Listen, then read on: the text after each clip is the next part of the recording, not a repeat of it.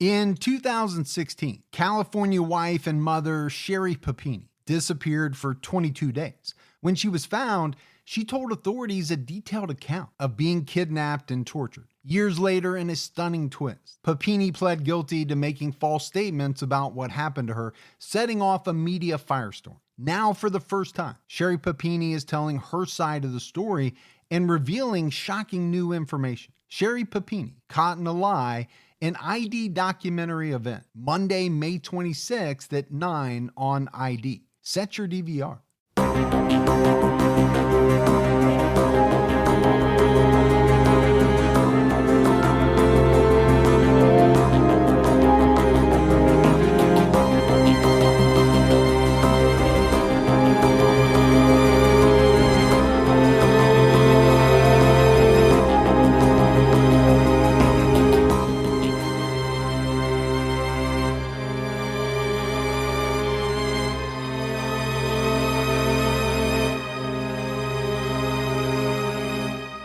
Hello, everyone, and welcome to episode 97 of the True Crime All the Time podcast. I'm Mike Ferguson, and with me, as always, is my partner in true crime, Mike Gibson. Gibby, how are you? I'm good, man. How about you? I'm doing great. Yeah?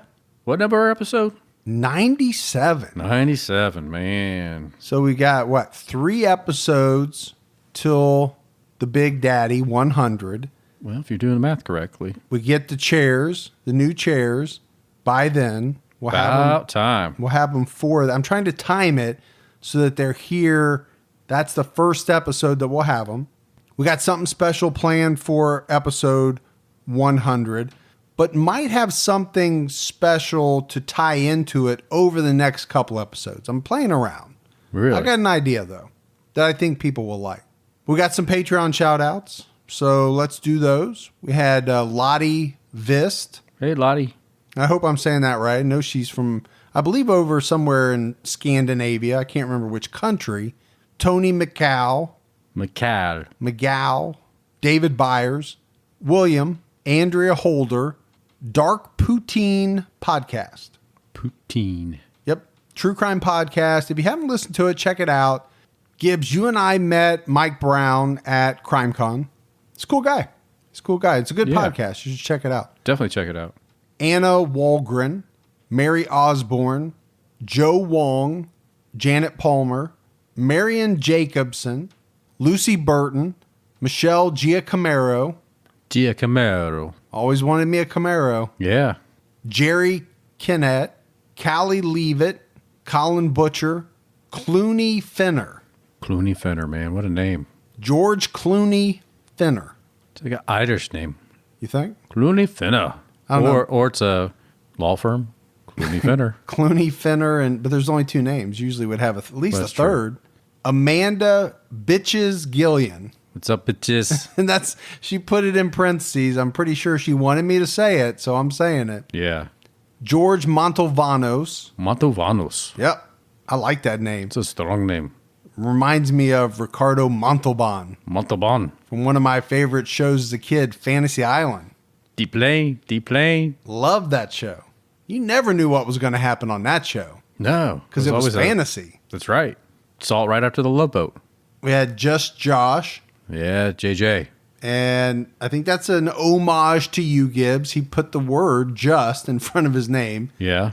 Because he knew you were going to say it anyway. Well, he's right. Cora Fritzinger, April Monty, Cassie Savage, Adam Binkley, Melissa. Just Melissa. Andrea. Another just Andrea? Just Andrea. We'll put them all together, man.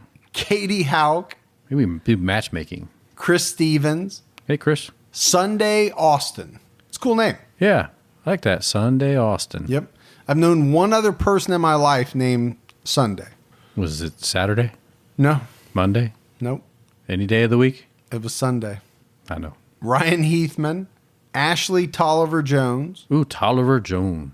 And Cindy Barrett. Hey, Cindy Barrett. So appreciate that. Appreciate all the new Patreon support. And if we go back into the vault, Gibbs, this week we selected Jennifer Rogers. Hey, Jennifer. Been a Patreon supporter for a very long time, and we appreciate that. Been around a long time. Been around a long time. Yeah.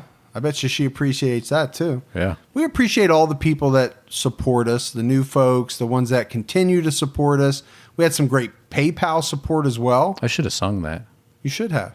People are always wanting you to sing. I'm holding back. We had Jillian Pockrun, Jillian Pockrun? Allison Harper, Hey, Allison. Stefan Blazajovsky, Oh, Baza Jocks.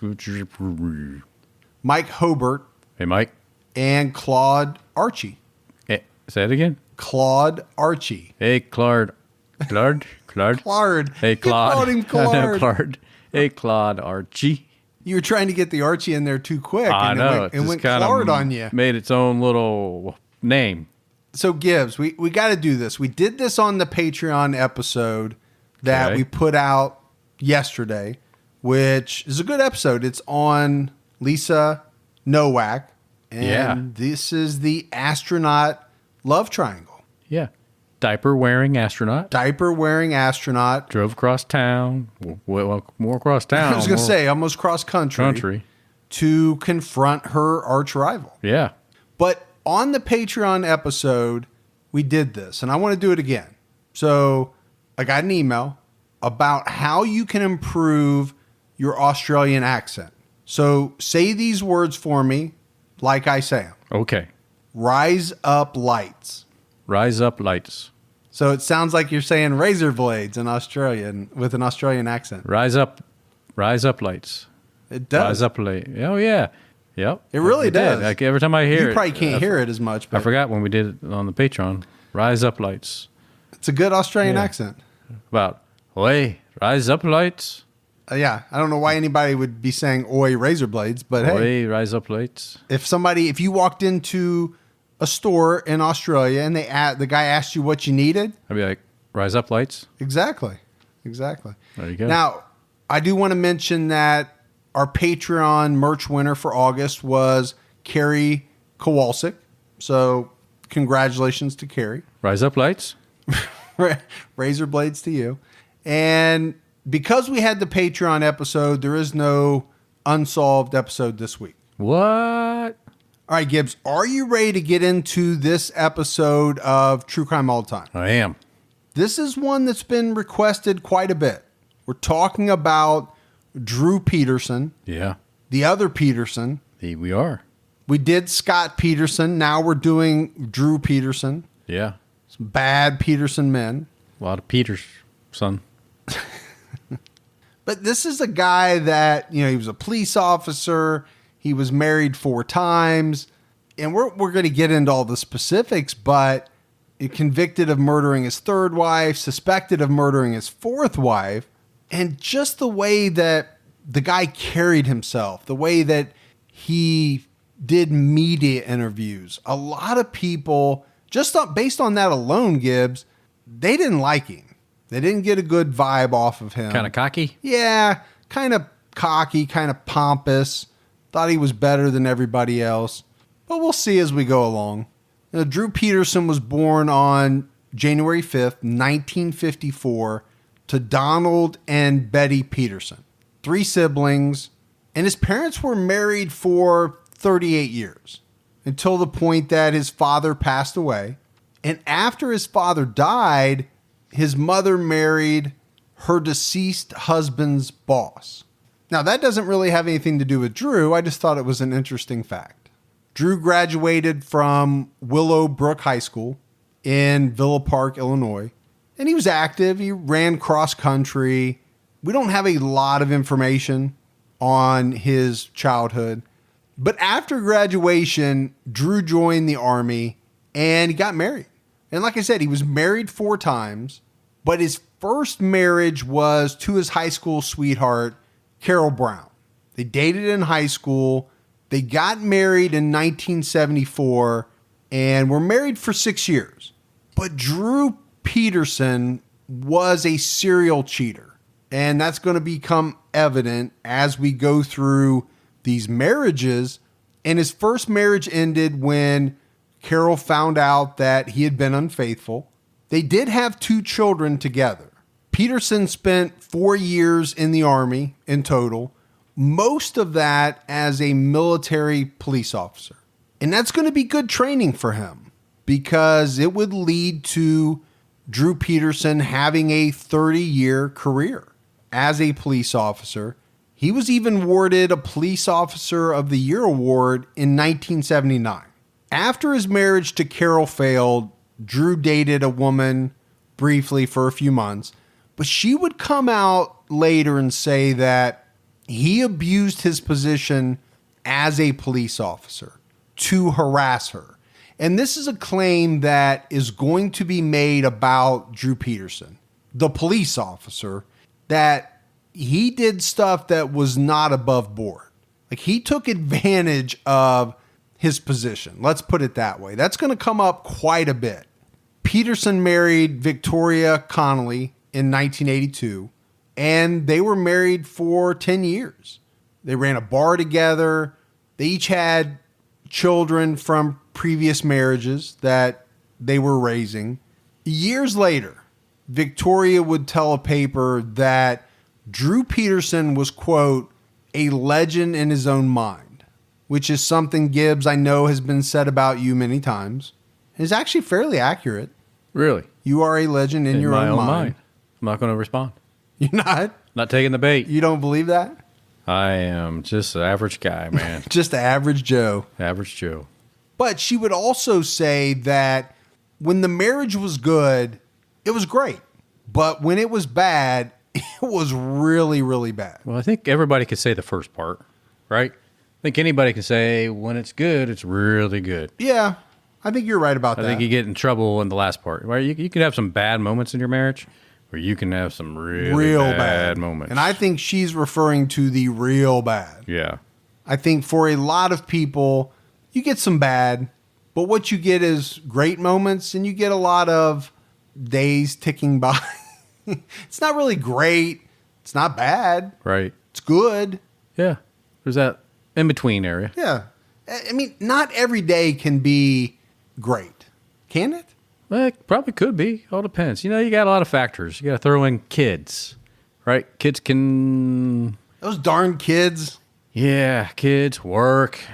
Okay, so if you didn't have to work, yeah, and you had millions and millions of dollars, would every day be great? Yeah, I think so. I think so, too. Unless you just don't feel good. Wake up, you know. If you have good health, plenty of money... no adversity in your life. It would be beautiful, man. You just wake up and go out and hang out by the pool or the beach or the whatever you like to do. Everything would be shit. Lay in bed all day and just watch movies. But she would elaborate on the really bad. You know, she said Peterson over the years became extremely controlling. Now, Gibbs, I'm not sure if this was sleeping with the enemy level of controlling, but Vicky did claim that Drew Peterson bugged the house in order to keep track of her.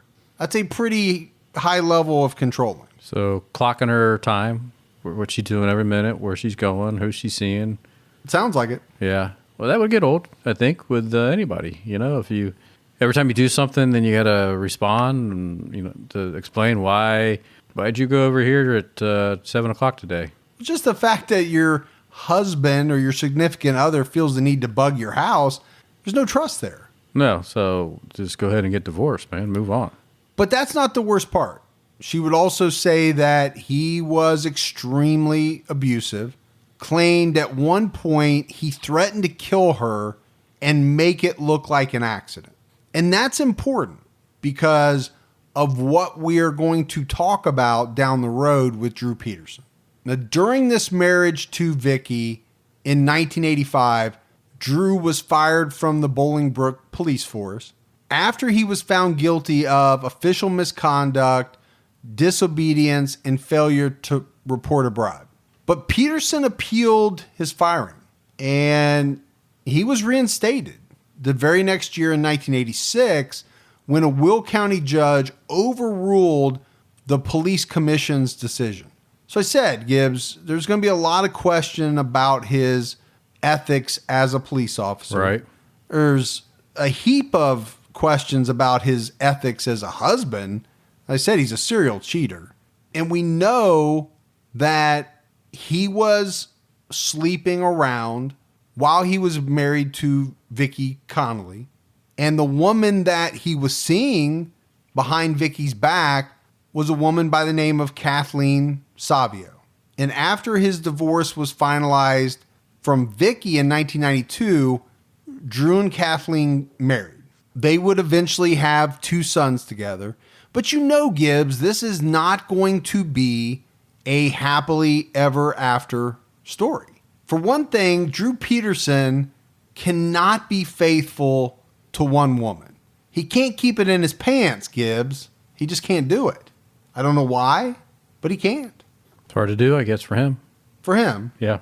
I think there's some people are how they are, unfortunately. Well, I think there's a lot of people that are cheaters that don't have the willpower to say no. And then there's some of us that don't need willpower because there's no temptation. So there's no need for willpower if nobody's tempting you. But while he's married to Kathleen, he begins seeing a woman named Stacy Kales, who was 19 years old. At this point, he's 49 years old. So the 49-year-old Drew Peterson swept 19-year-old Stacy Kales off her feet by lavishing her with attention and gifts and, that sort of thing. There also appears to have been some physical abuse in the marriage to Kathleen. She filed a protective order in 2002 stating that Drew physically abused her. And Drew's son, Steven, who we're going to talk about a little bit later, he would say, years down the road that, yeah, he remembered some pretty vicious fights to the point that, the next morning he would wake up and the house would be destroyed. It has been reported that there were 18 calls to police about domestic issues during that relationship between Drew and Kathleen. Yeah, that's probably a good sign of trouble in the making. That seems like a pretty high number. I would think so. So they were married around 10 years or so. That's almost 2 a year.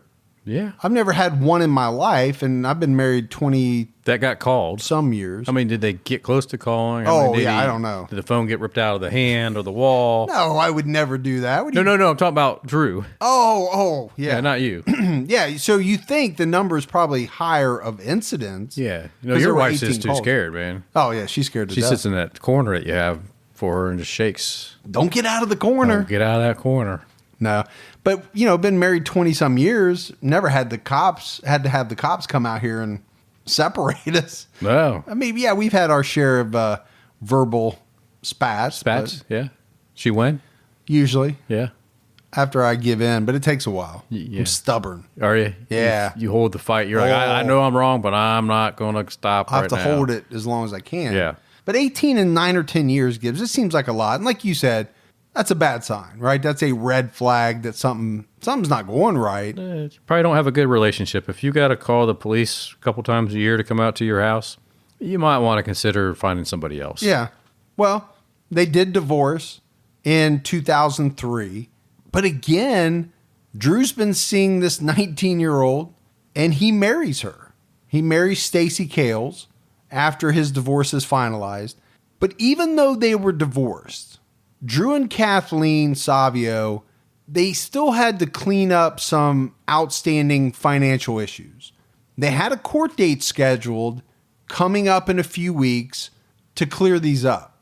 But Kathleen Savio would never make this court date because on March 1st, 2004, 40-year-old Kathleen Savio was found face down in an empty bathtub at her home in Bolingbrook by some neighbors. She had a massive head wound, and it was said that her hair was soaked with blood. The wound was described as a 1-inch gash to the back of her head. When the autopsy results came out, they stated that Kathleen died of drowning. A forensic pathologist also concluded that her head wound was most likely caused from a fall. So she slipped in the tub, hit her head, and drowned. That's what they're saying. Okay. Which would mean to me that at some point they thought there was water in the tub, unless they're saying that she drowned in her own blood or something like that. I couldn't actually find that part. But it's part of the mystery that comes out later, right? Why was there no water in the tub when she was found? Other than the fact that this one was in a bathtub, kind of eerily similar, Gibbs, to the Kathleen Peterson case. You know, Kathleen Peterson, Michael Peterson, there's the Peterson name. You know, we did this one on Unsolved. She also had, you know, pretty massive head wound to the back of her head. And it's one of those mysteries of like, you know, how did that happen? Well, let's put it this way. A lot of people don't think it's a mystery. But in this case, the case of the death of Kathleen Savio, it was mishandled from the very beginning, from Jump Street, 21 Jump Street. You really liked that, didn't you? I do. Yeah. I used to watch that show all the time. Who were you? That was Johnny Depp, of course. You sure? Yeah. You weren't the other guy? No. The big guy? Yeah. No. Or the other guy? How about the guy with the dark hair? You just keep saying the other guy. There was like 4 or 5 guys. I don't know. Yeah, the Depp. I know who you're talking about. And the Greco. Yeah. Richard Grieco. Richard. Yeah. Greco Romeo. Wrestling. Sorry. I'm always sorry that I take us down another path. But again, case mishandled. So for one thing, Gibbs, they didn't collect evidence from the bathtub or from Kathleen's body. Well, that's not good. Because I think they're going into this thing just automatically assuming she slipped, she fell. He's a police officer. That's going to come into it too. Yeah. You know, it was said that the death investigator was at the scene for less than 20 minutes. So between 10 and 20 minutes is all he spent even, you know, looking at things. Police were aware of, but they didn't dig deep into Kathleen's repeated claims of domestic abuse. So police knew that, though. They knew, well, they had records of the 18 calls. There's no doubt they knew. And in what is probably some deadly foreshadowing, they interviewed Stacy Peterson, formerly Stacy Kales, now married to Drew, with Drew sitting right next to her. And it was Stacy that provided the alibi for Drew Peterson for that time period around the time that Kathleen Savio died. So a couple of months later, they have a coroner's inquest. And the jury was told that Kathleen Savio had $1 million in life insurance, but the beneficiaries were her 2 sons. So Drew wasn't getting any of that money. But they also learned that Savio was set to get the couple's $300,000 home in the divorce settlement. So there is some monetary motive there. A state police officer testified at this inquest that Drew Peterson could not account for his whereabouts during this period of time leading up to Kathleen's death. But the jury weighed the evidence and they concluded that Kathleen Savio's death was accidental. So Drew Peterson was free and clear, at least for the time being. Yeah, you got lucky? Maybe. We're going to find out. We know he's not free and clear now, right? Or we wouldn't be talking about him on Exactly. True Crime all the time. All right, Gibbs, let's take a quick break to talk about our sponsor, Daily Harvest. You know, everybody's back to school. My kids are back to school. My wife is back to school. They love Daily Harvest because it's something they can grab when they need healthy fuel fast. Daily Harvest delivers perfectly portioned cups of frozen organic fruits and vegetables directly to your door. All you have to do is add water or your favorite milk to your cup, then just blend or heat. They have these new savory Harvest bowls, which are amazing. They make healthy dinners much faster than takeout, and their new plant-based, ready-to-blend protein smoothies are outstanding. Each of their dessert-inspired flavors packs in at least 10 grams of protein, and they don't contain any chalky powders. My favorite right now is the mint chocolate, and I have to hide them back behind a bunch of stuff in the freezer, because if I don't, my kids will eat them all. So go to daily-harvest.com, enter our promo code TCAT to get 3 3 cups free in your first box. That's promo code TCAT for 3 free Daily Harvest cups at daily-harvest.com. daily-harvest.com. True Crime All the Time is sponsored by BetterHelp. You know, folks, therapy can feel like a big investment, but let's think about the state of your mind. It's just as important as your physical health. Traditional in-person therapy can cost anywhere from $100 to $250 per session, which adds up really fast. But with BetterHelp Online Therapy, you can save, on average, up to 50% per session. With BetterHelp, you pay a flat fee for weekly sessions, saving you big on cost and time. And you get quality care at a price that makes sense and can help you with anything from anxiety to everyday stress. Your mental health is worth it, and now it's within reach. I've used the BetterHelp service for years, and I love the fact that, I can connect with a therapist in a comfortable spot in my home on my laptop. With over 30,000 therapists, BetterHelp is the world's largest online therapy platform, having served over 5 million people globally. Your well-being is worth it. Visit betterhelp.com/TCAT today to get 10% off your first month.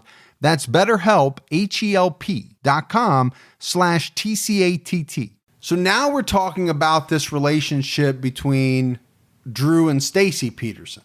And it started out good. But don't most relationships, Gibbs, start out good? Always, man. Or they wouldn't start. Yeah, there wouldn't be they wouldn't last very long. Honeymoon phase. Yeah. I think his relationships with the other women started out good. But as the marriage to Stacy progressed, she began confiding in friends that she was fearful of Drew. She told friends that he was mentally abusive and that she was planning on ending the marriage just weeks before she disappeared. Not good. Not good at all. So his ex-wife has died and his current wife is missing. It's not a good scenario for anyone, but the last time anyone heard from 23-year-old Stacy Peterson was October 28th, 2007.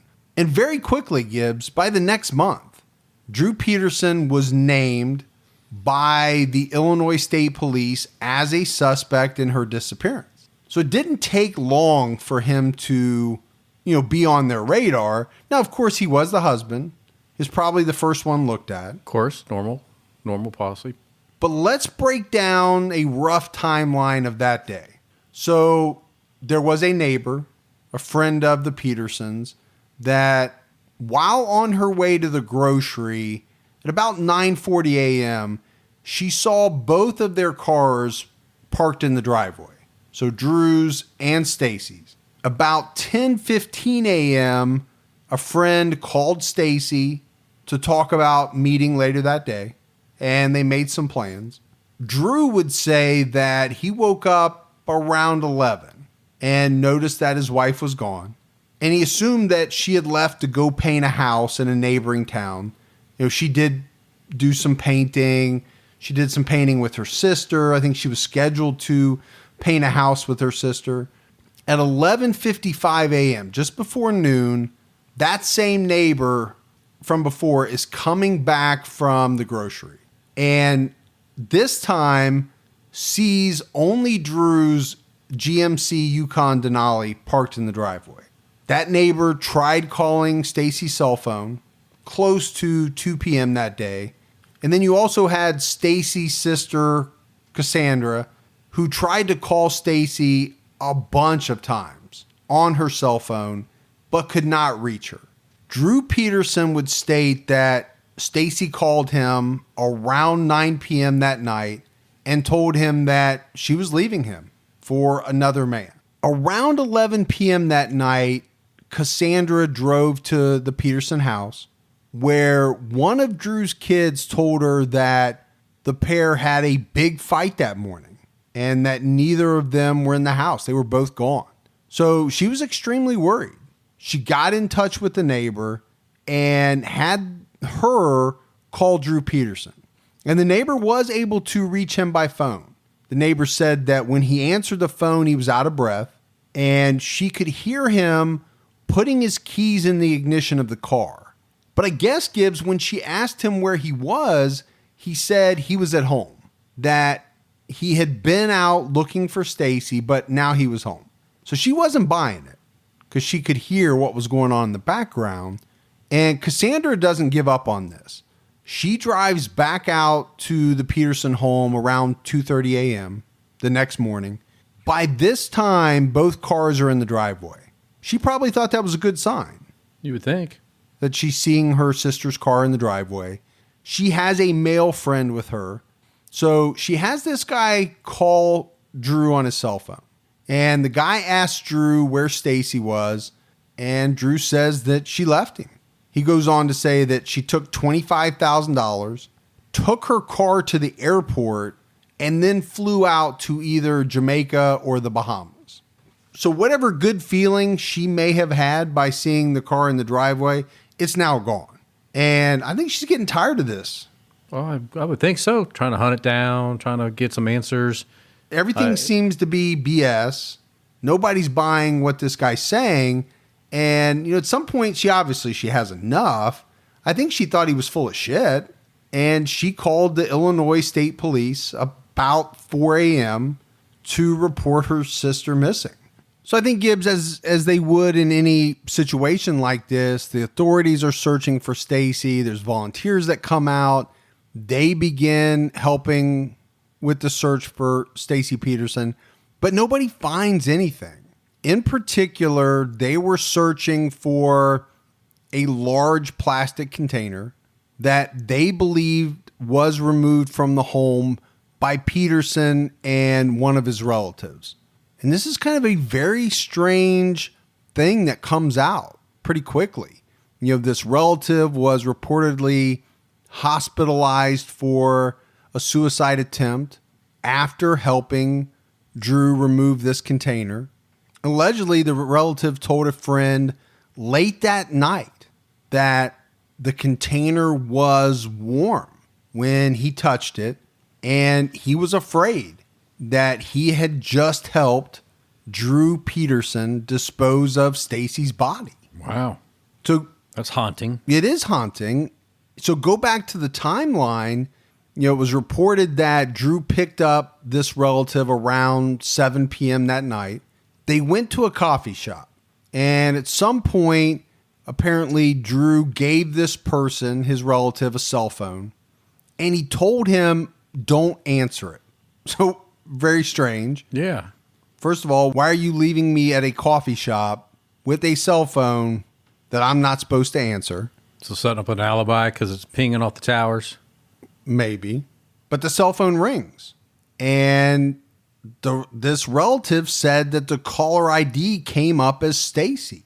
So to your point, Gibbs, could this have been the 9 p.m. call that we referenced in the timeline where Drew said Stacy called him to say she was leaving with another man? Right? So he calls from her cell phone. Yeah. And from a different cell tower. And yeah, to his own cell phone, proving that she did call him. Now remember, this guy's a cop and has been a cop for a very long time. So he has some knowledge on how to make things. He's got a lot of knowledge. Drew supposedly went back to the coffee shop, picked up the relative, and that's when they went to the house to dispose of the container. It was said that the two men went to an upstairs bedroom and removed a large, sealed, 4-foot-long, rectangular plastic container, and they put it in Drew's SUV.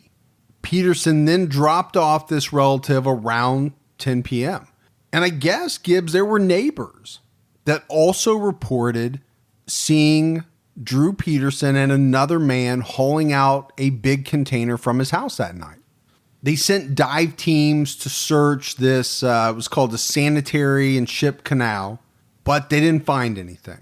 So in the meantime, Drew Peterson is talking to the press, which I think for a guy like him, I mentioned it up front, I don't think it was a good idea. He doesn't come off very well. He comes off as though he didn't care at all about his wife or the fact that no one could find her. And he wasn't shy about talking to the media. Now, he was gruff, and sometimes he would say, hey, go away. Right. But then the next thing you know, it's like he's he's trying to get in the spotlight. He talked to the local media in Chicago, but also went on national shows as well. I've talked to you before, so I got kids in the car, you morons. So We're not shooting the kids. I'll talk to you another day. Please go home. Thanksgiving's the next couple of days. Please go home. Please leave me alone. Please don't get involved in my little world. Folks, this is the holiday season. I know at least 5 families that are losing their homes that are in this area. You probably should put maybe a little bit of effort into saving these people and their families, or reaching out to your fellow man. If someone needs a shoulder to cry on or they need a meal for their families, you guys should be maybe putting a little more effort into doing that rather than harassing my family. Folks, have a good day. Were you ever physical with her? Never. Never. So those stories are totally untrue. Correct. I'm a police officer. Right. And I don't work for the phone company or the power company. And as a police officer, we don't have the same ability to do things as the common person. If I get involved in a domestic situation where I'm physical with a wife, I'll lose my job. And I would never even care to even come close to risking that.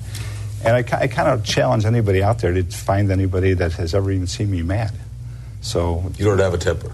no, it's Are you in love with Stacy? very much so. Think she might be alive? I do.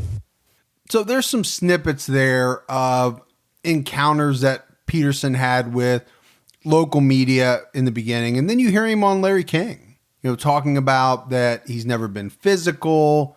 Well, he did have 18 calls with his previous wife. The one thing that got me was him saying if he was physical with his wife, he would lose his job as a police officer. Well, what happened on those 18 calls?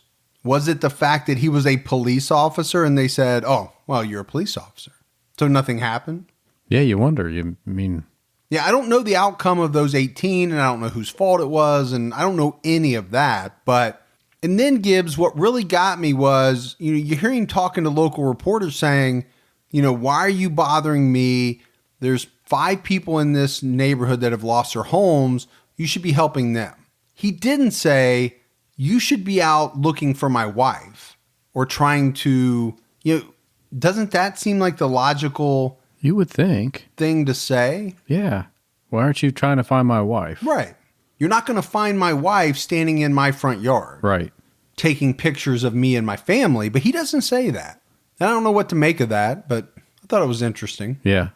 And then I have a little bit more I want to play of him talking on Larry King because I think it's important. Don't know. I don't know. We got information that she drowned in the bathtub. I was working. I was the watch commander at the police department. And the previous night, I believe it was, she failed to respond at the door to allow me to bring the children home. The children were with me for the weekend. That was unusual for her, so I started calling her on the phone, and I started questioning with the neighbors, and they were also alerted because it was unusual for her. I had neighbors go into the house, and they found her dead in the bathtub. For many years, my children and I, we've been, believing that, she died in a household accident. I would imagine that the first autopsy, the fresh one, would be the most accurate, but powers to be are coming up with some new decisions on it, and we won't really know for sure until, we have a chance to go ahead and review that decision. So a little foreshadowing there, but I wanted to play it because he's talking about his, previous wife that died, his ex-wife, Kathleen Savio, but it rolls in nicely to this. So you have the disappearance of Stacy Peterson, the fact that Drew Peterson is the prime suspect, and I think, Gibbs, that leads authorities to re-examine the events surrounding Kathleen's death. In November 2007, they exhumed the body of Kathleen Savio. Now, they had to wait until February 2008 for the findings to be released, but when they ruled Kathleen's death a homicide. The report noted that Savio died of drowning after being strangled, and it also said that the original photos showed scratches and abrasions that should have been taken into account in the first autopsy. But remember, we talked about it. This was not a well-handled investigation into the death of Kathleen Sabio. And actually, I think Michael Bodden, the forensic pathologist, was even involved in this one. Right? We talked about him recently in the case of Lemuel Smith in New York, but I think he was involved in this case as well, in this second autopsy. In the second one? Mm-hmm. So it's late 2008. Police are getting close to charging Drew Peterson. And you heard him talk about it at the end of that clip. You know, they're coming out with this second autopsy. Things aren't looking good for him. So what does he do? He gets engaged for a fifth time to a 23-year-old woman. 5 times, man. And always goes like 30, 40 years younger. I don't get it. It's crazy, man. I mean, he wasn't a horrible looking guy, but he wasn't George Clooney. No. At all. No, not at all. I'm just thinking 5 times, man. 5 times, married 4 times, would have probably been married a 5th. But thankfully, this woman's father stepped in and talked some sense into her. I don't know exactly how the conversation went, Gibbs, but as fathers to daughter, to girls ourselves, right. I'm assuming it went something like, do you understand what the hell you're doing? Living with a man who is suspected of killing multiple wives. Yeah. What are you thinking? Yeah. What are you thinking? For sure. I'm assuming it went something like that. But either way, it worked. However the conversation happened, it worked. This woman moved out of the house. She was actually living with him. And it's probably a good thing. Who knows if something would have happened to her. But another thing happened during that time frame as police were closing in. So it's 2008 still. The Illinois General Assembly passed a measure that would quickly become known as Drew's Law. So essentially, it allowed a judge to admit hearsay statements if a prosecutor can prove a defendant may have killed a witness to prevent him or her from testifying. So this is really important because you think about hearsay, right? Most of the time, hearsay evidence, hearsay testimony is not let in. You have to believe this was a preemptive strike by the prosecution, knowing what was about to come, because this measure or law or whatever it was actually put forth by the prosecutor. So my assumption is Gibbs, he knew that he was about ready to bring this case against Peterson. Yeah. And he knew it was going to be very circumstantial, and he was going to need this hearsay evidence where basically it was Kathleen and Stacy talking to others and telling them things. Well, now they're either dead and or missing. So that's where this law would come in real handy. Peterson was indicted for the murder of Kathleen Sabio, and police arrested him on May 7th, 2009. And this might be a case, Gibbs, of, be careful what you wish for. Peterson had been playing around with the media. He had essentially been taunting the police through the media, saying, hey, come and get me. Well, hey, they came and got him. Yeah, they did. So be careful what you wish for. Exactly. Now, around the same time that he was indicted and arrested, a woman's body was discovered along a riverbank near his house. And that, had to have caused a big stir. The problem that the police had was in identifying the body because it was missing a head, missing arms, and missing skin. So you're not getting any dental records because there's no head. And it makes it much tougher to get DNA due to the lack of skin. But they eventually got it, and they figured out that it was not Stacy Peterson. But Gibbs, they had to have thought that, man, we got it. This is her. We found her, but it wasn't. I couldn't imagine how that felt, though. Especially waiting the however many weeks it took to get the DNA results back. Yeah, it just would have been the frustration level would have been high after the fact. Absolutely. For sure.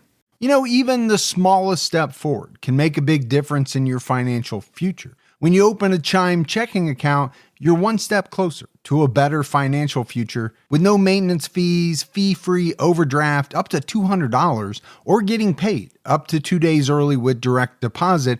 Making progress has never been easier. I think we've all been in that position where we've had an overdraft. Well, with Chime, you can overdraft up to $200 with no fees. That's amazing. And they have over 50,000 fee-free ATMs. Make progress towards a better financial future with Chime.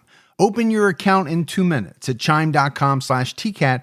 That's chime.com/TCATT. Chime feels like progress. Banking services and debit card provided by the Bancorp Bank N.A. or Stride Bank N.A., members FDIC. Spot me eligibility requirements and overdraft limits apply. Fees apply at out-of-network ATMs. MyPay eligibility requirements apply. Credit limits range from $20 to $500. $2 fee applies to get funds instantly. Crime checking account required. Go to chime.com/disclosures for details. My wife and I do a lot of shopping online, and we always use Rakuten. Rakuten is the smartest way to save money when you shop because you earn cash back at over 3,500 stores. We're talking fashion, beauty, electronics, home essentials, travel, dining, concert tickets, and more. Your favorite stores like Macy's, Nike, Sephora, Dyson, and Lowe's. And that's just to name a few. Pay Rakuten to send them shoppers. And Rakuten then passes on a part of that payment to its members as cashback. Cashback is deposited directly into your PayPal account, or Rakuten can send you a check. You can even maximize your savings by stacking cash back on top of other deals, like store sales and coupons. You're already shopping at your favorite stores. Why not save while you're doing it? It really is a no-brainer. Membership is free, and it's easy to sign up. Get the Rakuten app now and join the 17 million members who are already saving. Cashback rates change daily. See Rakuten.com for details. That's Rakuten. Your cash back really adds up. Now, the trial of Drew Peterson would take some time to get to. There was a lot of legal wrangling that had to go on, and a lot of it was around this Drew's Law and the statements that had been made by Kathleen and Stacey to others. The attorney spent 2 years battling over these statements made by both Kathleen and Stacey to other people. And a lot of them were about their fear of Drew Peterson. The prosecution wanted to be able to introduce these statements that would normally be considered hearsay because neither woman that made them could take the stand.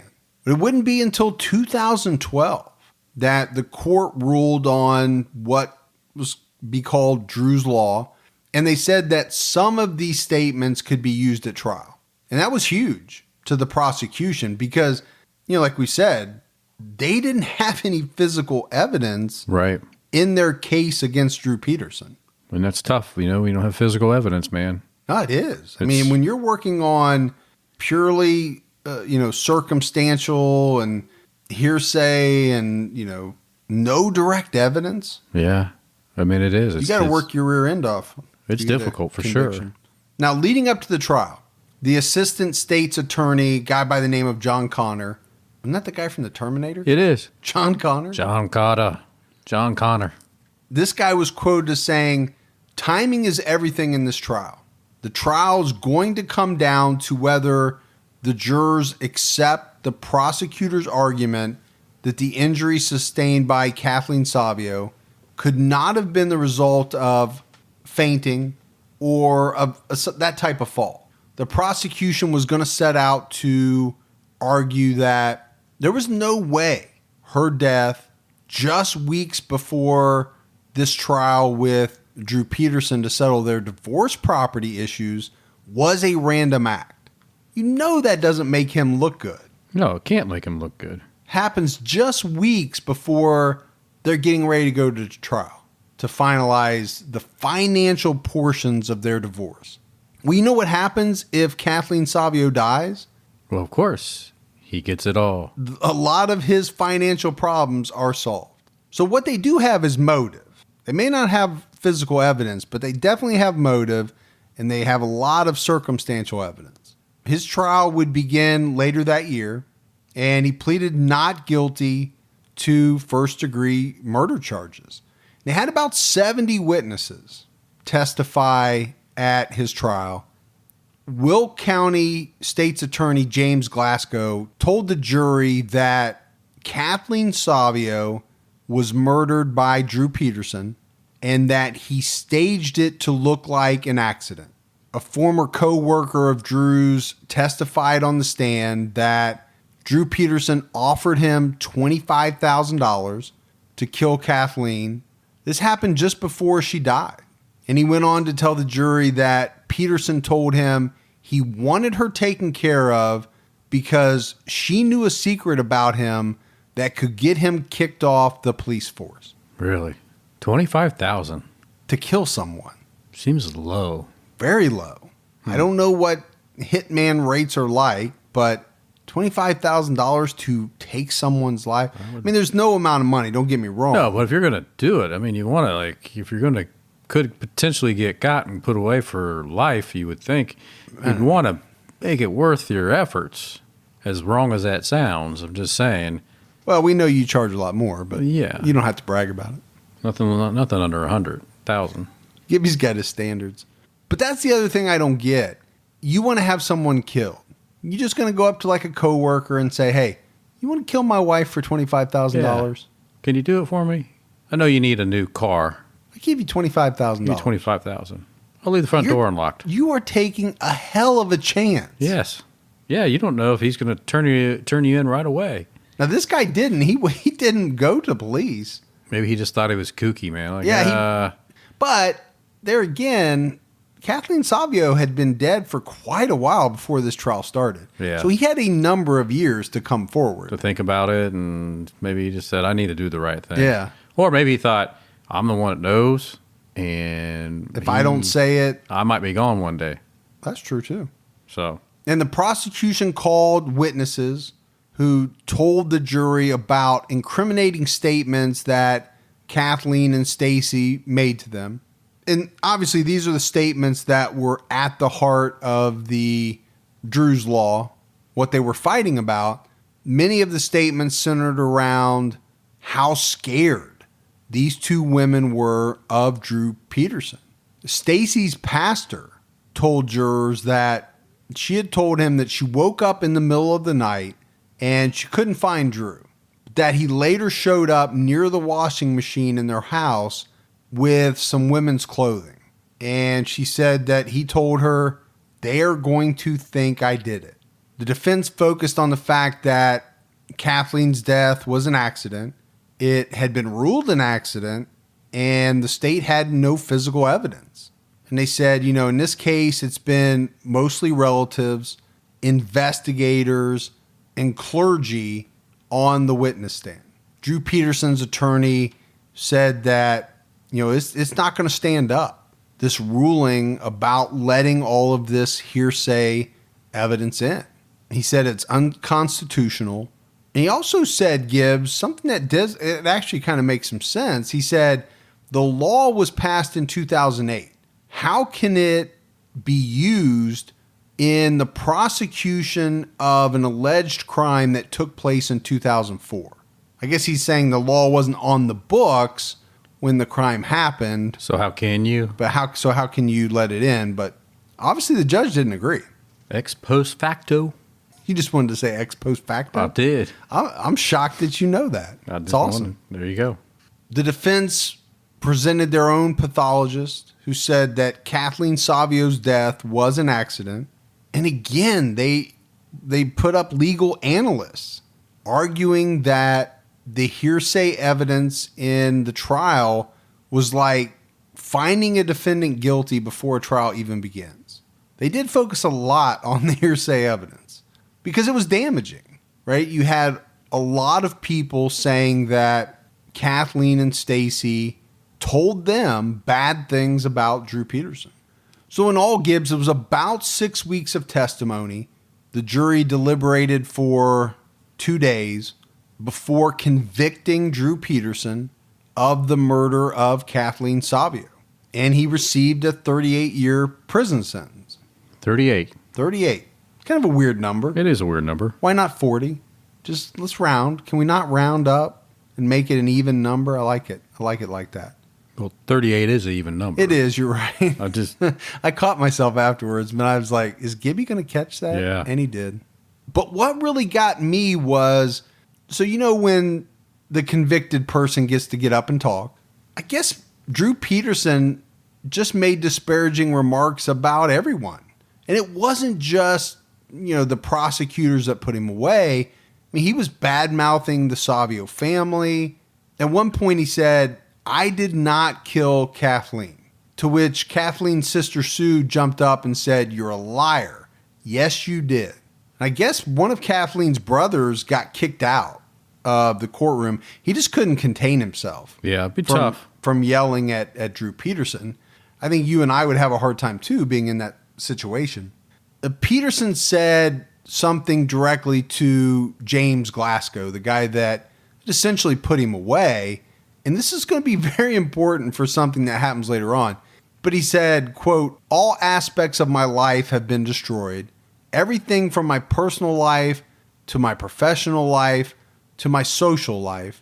And I tell you this to give you greater cause for celebration when you celebrate the fact that you perpetrated the largest railroad job in the history of this country.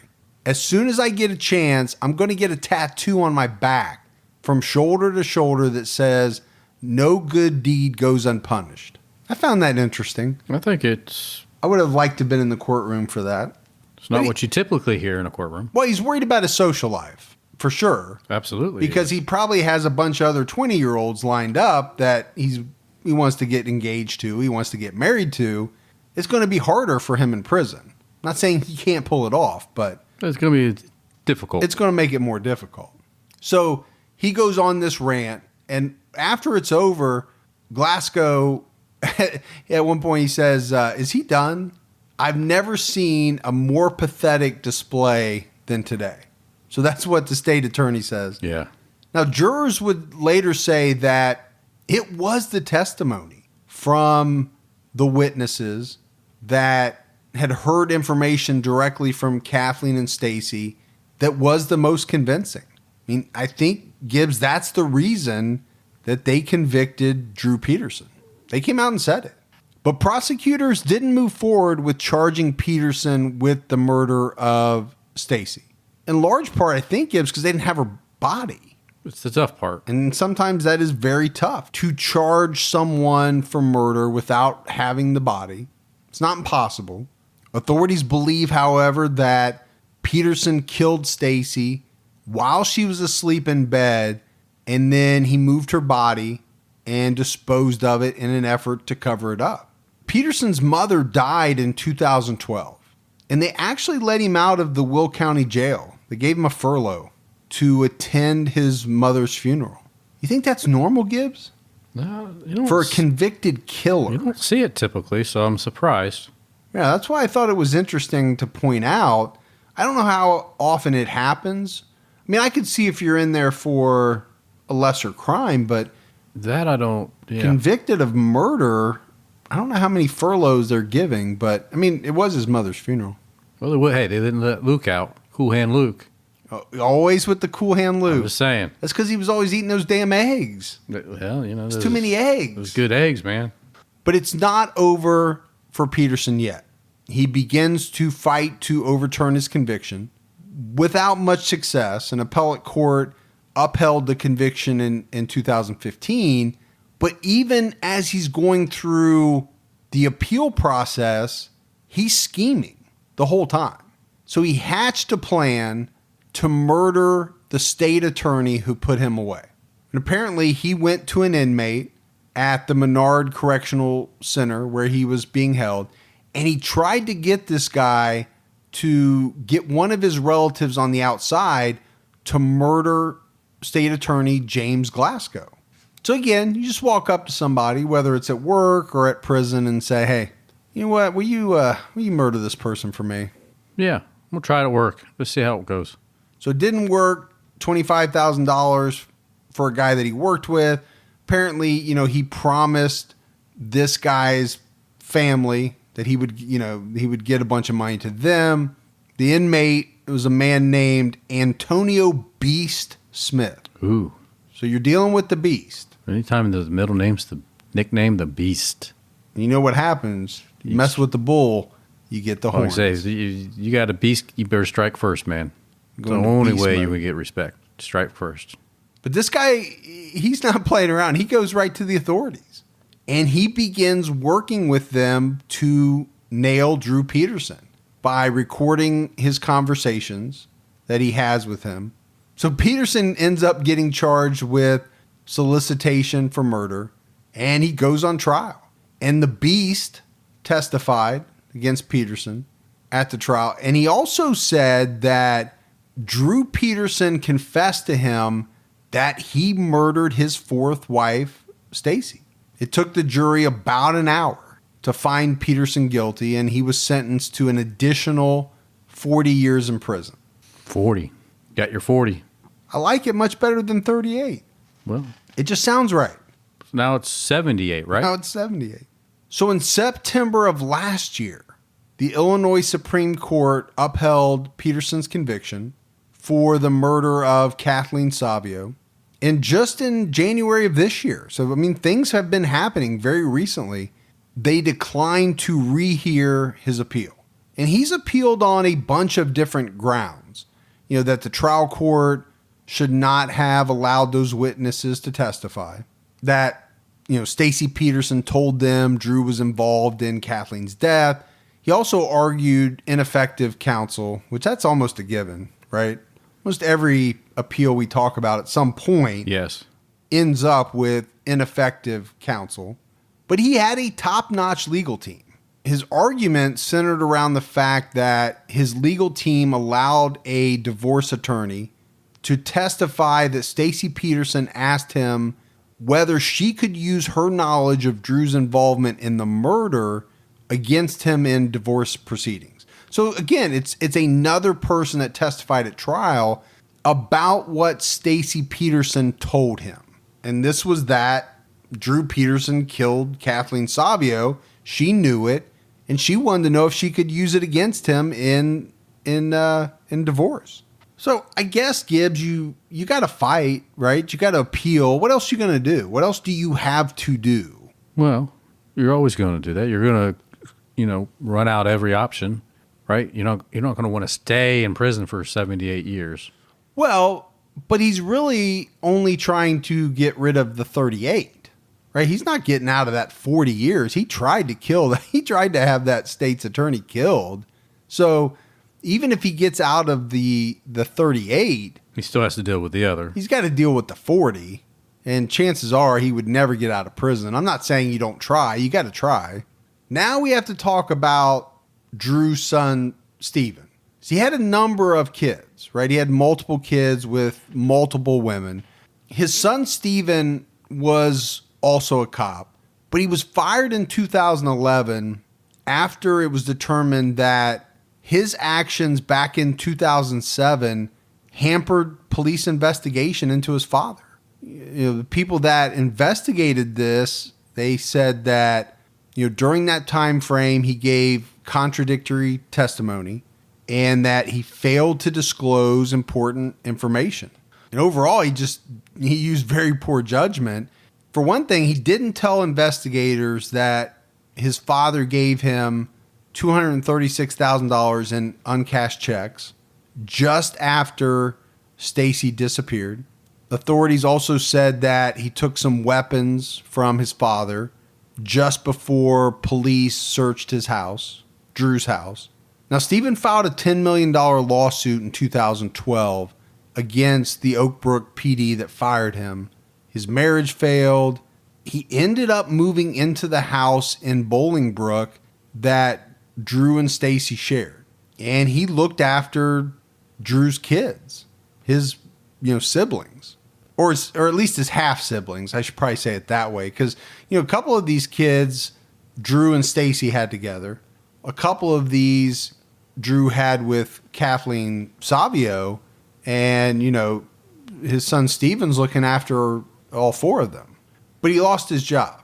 But what he lived off of was Drew's pension payments. Because in a weird, I don't even know what's the word, Gibbs, decision, somebody decided that the pension payments should continue up until 2017. That's when they ran out. But a lot of people, I think, thought that was strange, that Drew's pension would be paid out. But it's ironic because it's around the time that the pension payments stopped that Stephen began telling the media that he believed his father probably killed Kathleen Savio and Stacy as well. Stephen was quoted as saying, "Over time, you hear enough from police. They can't all be full of shit. I don't want to come out and say it, but I'm sure he did it." In 2012, there was a Lifetime movie made, and they got Rob Lowe to play Drew Peterson. So Rico Suave. Rico Suave. Now, Drew Peterson remains the sole suspect in the disappearance of his wife, Stacy, which is still an active investigation. But to date, they've not had enough evidence to charge him, or anyone else for that matter. He is technically eligible for parole in 2081, but would at that point, Gibbs, be about 127 years old? I would think so, right? Yeah, so the guy's pulled off a lot of things, but living to 127, I don't think that's going to be one of them. I don't think so either.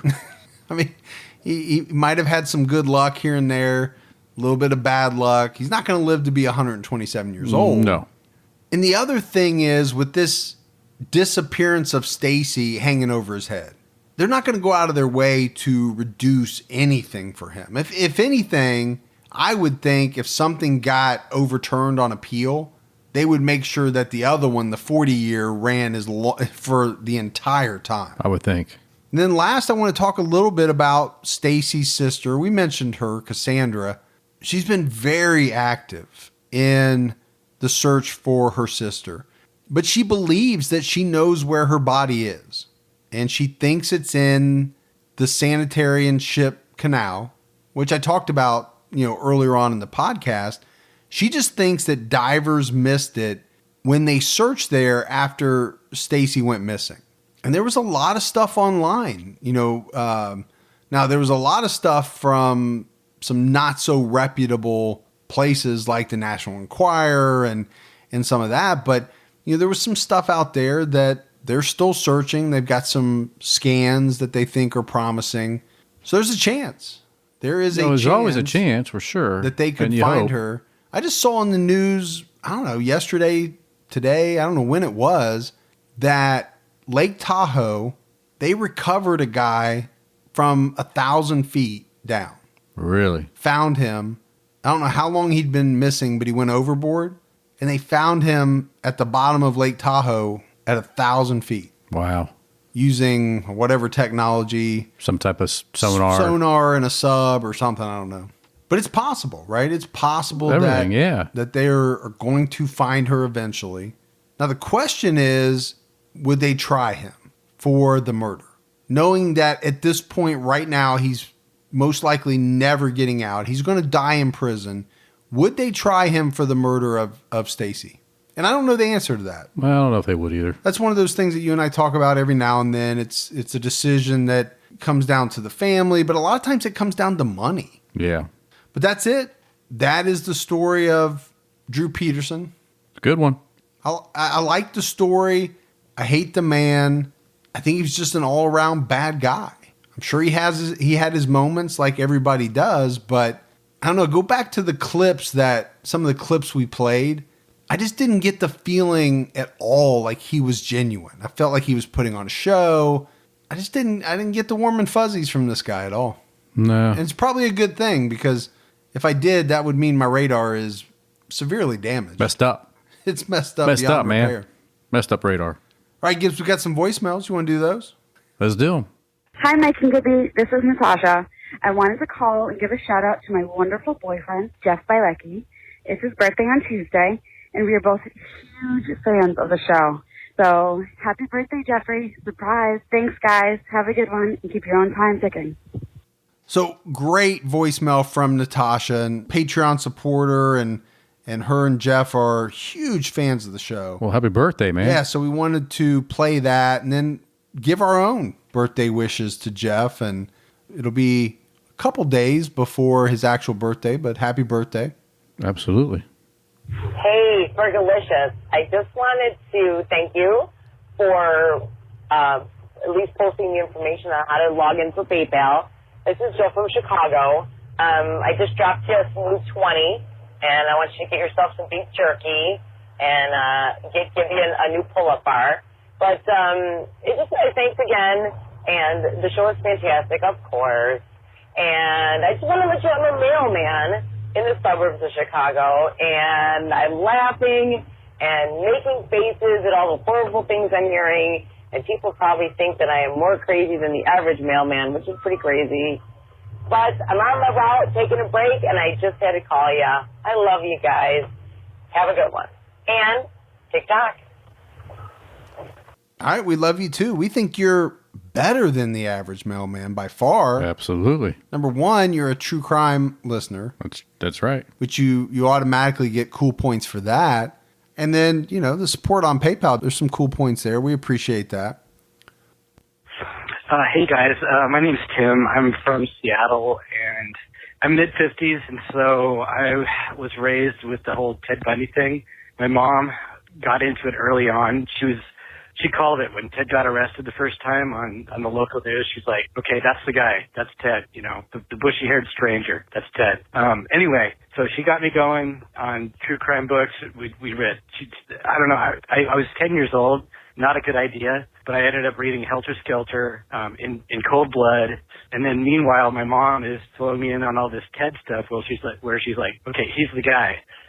Anyway, I've been searching for a good true crime podcast, and I love Sword and Scale, but you guys are a completely different animal for true crime podcast, and I love the humor, I love the banter, I love all of it, and just speaking from it's sort of an OG true crime guy, going back to the 70s in Seattle. In fact, one time my good friend of mine was jogging near where one of the Green River victims was found, and the cops kind of stopped and looked at him. So yeah, that's my personal, encounter with the Green River killer through a friend, surrogate-wise. Anyway, love what you do.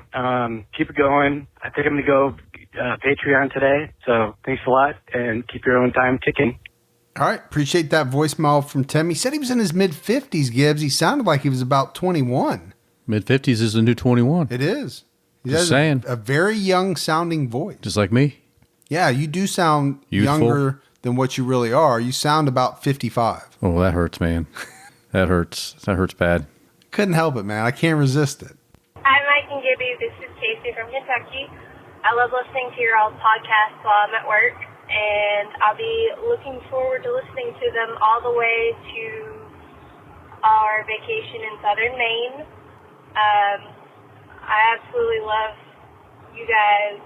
I love all the cases, not so much the crimes themselves, but I love how you all go into depth and explain what's going on.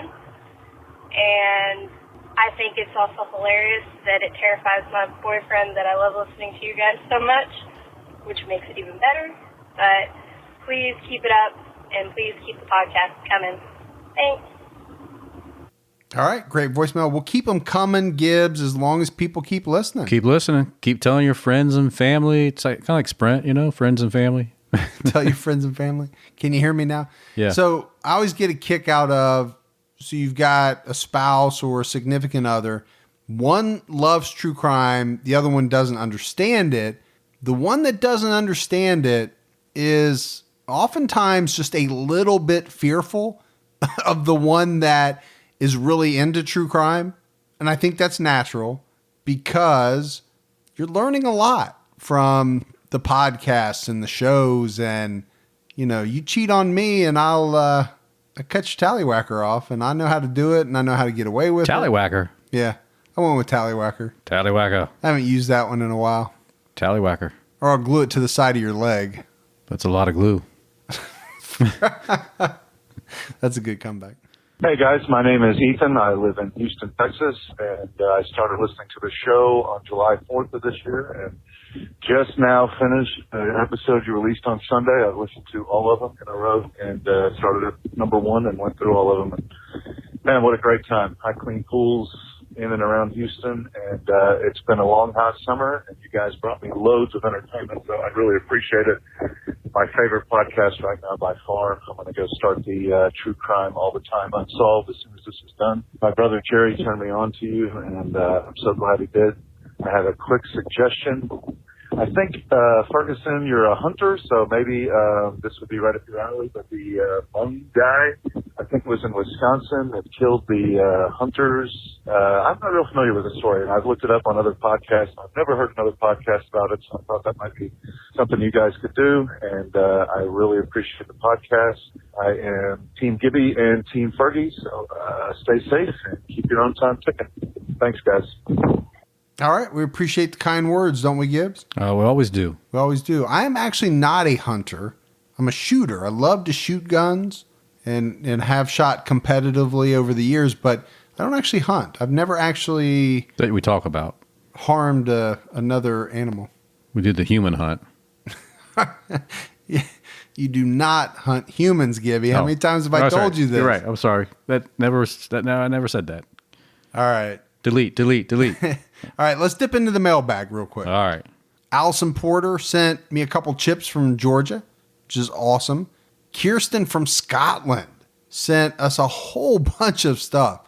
You know, Curly Whirly bars, some other confectionery delights. Oh, tons of them, man. Which is awesome.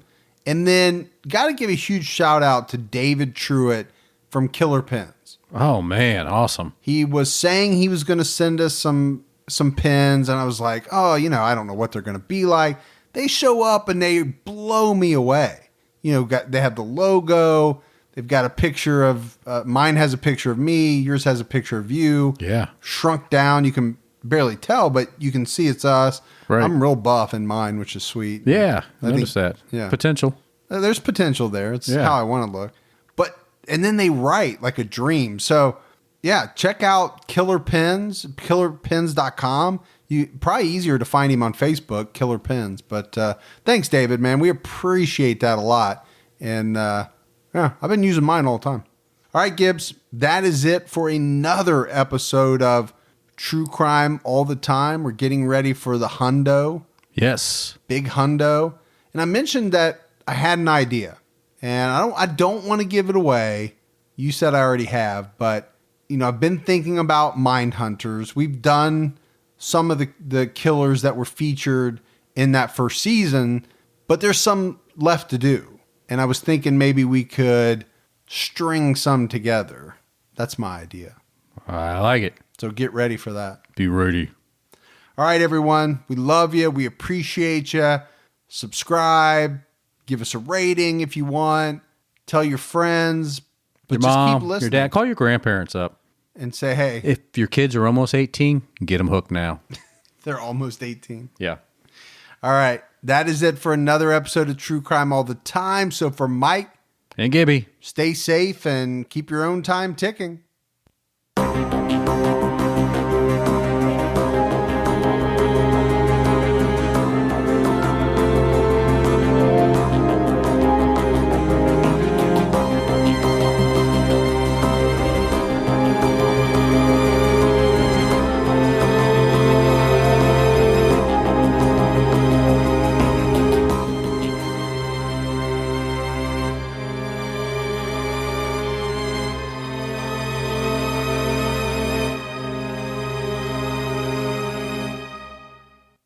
Inspired by the hit Wondery podcast Against the Odds comes the gripping guidebook, How to Survive Against the Odds, Tales and Tips for Animal Attacks and Natural Disasters.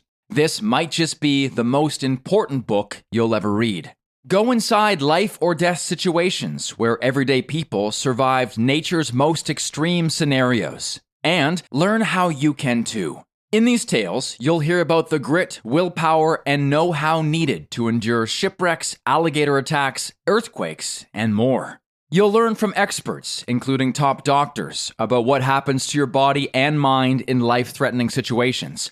Plus, important tips on what to do, and equally important, what not to do when faced with a situation that is truly against the odds. Go to survivalguidebook.com to pre-order How to Survive Against the Odds today and get the perfect gift in time for graduation and Father's Day.